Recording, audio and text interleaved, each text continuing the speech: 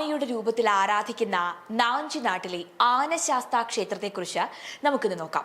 തിരുവിതാംകൂറിന്റെ ഭാഗമായിരുന്ന നാഞ്ചി നാട്ടിൽ വേളിമലയുടെ താഴ്വാരയിൽ വള്ളിയാറിന്റെ തീരത്താണ് ചാരോട് എന്ന കാർഷിക ഗ്രാമമുള്ളത്.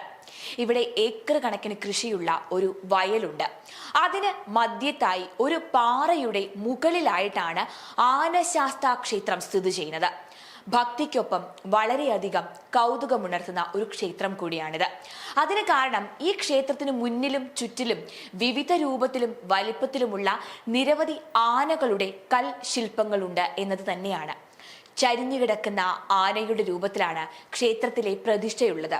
ഭൂതത്താനും മാടൻ തമ്പുരാനും നാഗർക്കും ക്ഷേത്രത്തിനു ചുറ്റുമായി സ്ഥാനമുണ്ട്.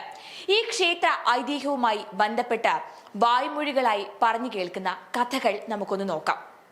അതിലാദ്യത്തേത് മാർത്താണ്ഡവർമ്മ മഹാരാജാവിന്റെ ഭരണകാലത്തെ ചാരോട് ഏലായിൽ അഥവാ വയലിൽ കൃഷിനാശം വരുത്തുന്ന ഒരു ആനയുടെ ശല്യമുണ്ടായിരുന്നു. കർഷകർ ഈ പരാതി രാജാവിനെ അറിയിച്ചു.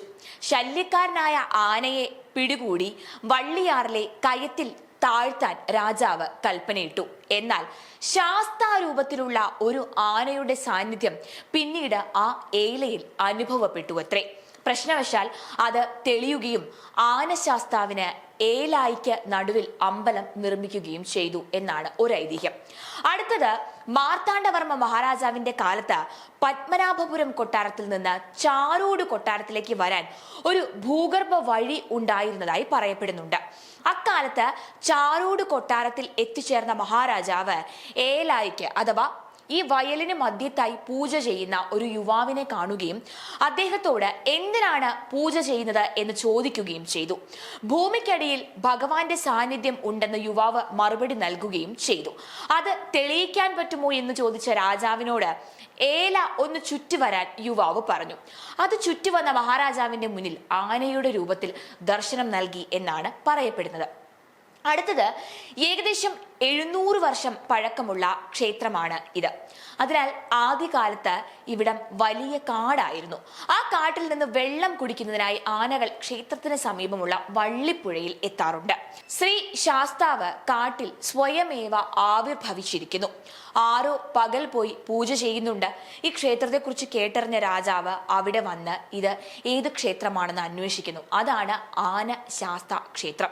ആന പലപ്പോഴും ഇവിടെ വരാറുണ്ട് എന്ന് പൂജാരി മഹാരാജാവിനോട് പറയുന്നു. വിളിച്ചാൽ ആന വരുമോ എന്ന് രാജാവ് കളിയാക്കി ചോദിച്ച ശേഷം കോട്ടയിലേക്ക് പോയി. അന്ന് രാത്രി രാജാവ് ഉറങ്ങുമ്പോൾ ആന സ്വപ്നത്തിൽ രാജാവിനെ ഓടിച്ചു. രാജാവ് കൊട്ടാരത്തിൽ ഉണ്ടായിരുന്നപ്പോൾ ക്ഷേത്രത്തിൽ വച്ചു നടത്തിയ പരിഹാസത്തിന്റെ ഫലമാണ് ഇത് എന്ന് പിന്നീട് മനസ്സിലാകുകയും തുടർന്ന് രാജാവ് ക്ഷേത്രത്തിലെത്തി ക്ഷമ ചോദിക്കുകയും പാപമോചനം തേടുകയും ക്ഷേത്രത്തിൽ 1008 കല്ലാനകളെ ഉണ്ടാക്കുകയും ചെയ്തു എന്നും പറയുന്നുണ്ട്. ഐതിഹ്യവും വായ്മൊഴി കഥകളും പ്രതിഷ്ഠയും വിശ്വാസവും എന്തു തന്നെയായാലും വളരെയധികം കൗതുകമുണർത്തുന്ന ഒരു ക്ഷേത്രം തന്നെയാണ് ഈ ആനശാസ്താ ക്ഷേത്രം. പാറയിൽ തന്നെ തീർത്ത കുളവും ഇവിടെയുണ്ട്. കഴിഞ്ഞ 40 വർഷക്കാലമായി ക്ഷേത്രത്തിലെ പൂജകൾ ചെയ്യുന്നത് പത്മനാഭപുരം സ്വദേശിയായ കൃഷ്ണൻ അയ്യറാണ്. ആനയെ വരവഴുത്തു കണ്ടേൻ എന്നാണ് ആ രേഖകളിൽ പറയുന്നത്.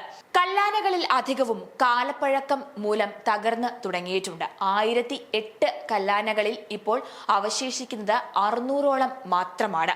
വൃശ്ചികത്തിലെ ചിറപ്പും മകരവിളക്ക് മണ്ഡലപൂജ വിശേഷങ്ങളുമാണ് ഇവിടെ പ്രധാനം. എല്ലാ ഇംഗ്ലീഷ് മാസത്തിലെയും അവസാന ഞായറാഴ്ച പ്രത്യേക അഭിഷേകം നടക്കുന്നത്. അതുപോലെ തന്നെ അന്നേ ദിവസം ഉച്ചയ്ക്ക് 1:30 വരെ ഈ ക്ഷേത്രം തുറന്നിരിക്കുകയും ചെയ്യും. അന്നദാനവും ഇവിടെ അന്ന് ഉണ്ടായിരിക്കുന്നതാണ്. അതുപോലെ പാൽപ്പായസം, അരവണ, തെരളി, പാനകം ഇവയൊക്കെ ഇവിടുത്തെ വഴിപാടുകളാണ്. തിരുവനന്തപുരത്ത് നിന്നും കന്യാകുമാരി ദേശീയപാതയിലൂടെ പുള്ളിയാർ ജംഗ്ഷനിലെ മണലിയിലേക്ക് പോകുന്ന റോഡിൽ വയലിന്റെ ഇടതുവശത്ത് വയലിന് നടുവിലായിട്ടാണ് ഈ ക്ഷേത്രം സ്ഥിതി ചെയ്യുന്നത്. റോഡിൽ നിന്നും ഉള്ളിലേക്ക് പോകാൻ ചെറിയ ഒരു നടപ്പാതയാണ് ഉള്ളത്.